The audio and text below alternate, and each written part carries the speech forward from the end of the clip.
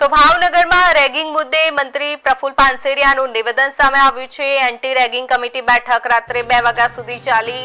દોષિત વિદ્યાર્થીઓને હોસ્ટેલ તાત્કાલિક ખાલી કરવા માટે આદેશ કરાયો છે। એક વિદ્યાર્થીને 2 વર્ષ માટે કોલેજમાંથી બરતરફ કરાયો।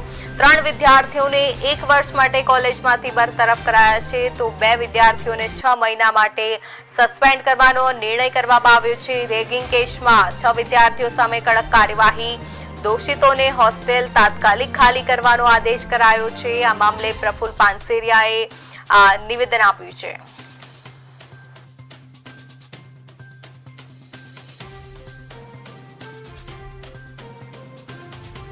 આજે આ ઘટના એ ખૂબ જ નિંદનીય છે, કારણ કે ગુજરાતમાં 2 મેડિકલ કોલેજમાં આવી રેગિંગની ઘટનાઓ થતી હોય ત્યારે હું હજી કડક ચેતવણી આપું છું કે અમે કોઈ પણ બાબતની આવી અસામાજિક પ્રવૃત્તિ ચલાવી લેશું નહીં।